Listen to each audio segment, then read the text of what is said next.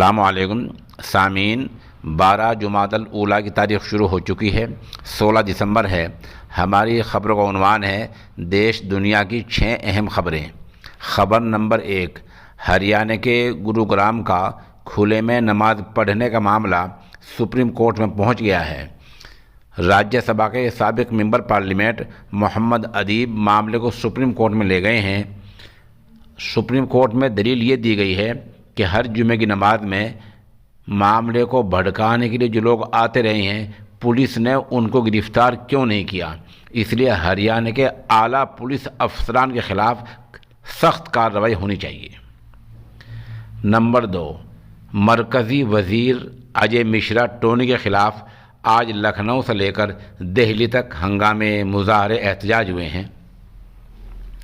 معاملہ اس قدر بڑا ہے کہ اگر کچھ شرم ہوتی تو وزیر کو خود ہی استعفیٰ دے دینا چاہیے تھا، کیونکہ انہی وزیر کا بیٹا ہے آشیش مشرا، جو کسانوں کے اوپر گاڑی چڑھانے کے معاملے میں جیل میں ہے اور جس کے خلاف عدالت نے سخت دھارائیں، سخت دفعات لگانے کا آرڈر دیا ہے، اور ATS نے یہ کہا ہے کہ وزیر کے بیٹے نے جو کسانوں پر گاڑی چڑھائی ہے وہ پری پلان منصوباً طریقے سے چڑھائی ہے۔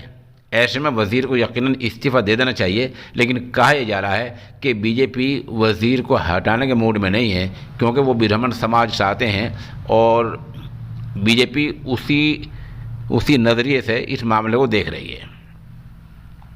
خبر نمبر 3، سابق وزیر اعلیٰ اور سماجوادی پارٹی کے چیف اکھلیش یادو اور ان کے چچا شیو پال تقریباً 6 سال بعد آج ایک ہو گئے ہیں، گلے شکوے دور ہو گئے ہیں اور چناؤ اکٹھا لڑنے کی بات ہوئی ہے۔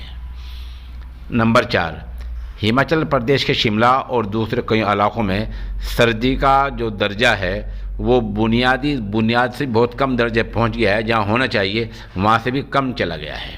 اسی وجہ سے اتر پردیش، راجستھان اور گجرات کے کئی علاقوں میں کڑاکے کی ٹھنڈ پڑنے کا امکان ہے۔ جب محکمہ موسمیات امکان کہتا ہے تو یقین نہیں ہوتا، سب یہ اندازے ہوتے ہیں، انمان ہوا کرتا ہے۔ نمبر 5، سعودیہ نے 65 ٹن سے زیادہ کھانے پینے کی چیزیں افغانستان میں پہنچائی ہیں۔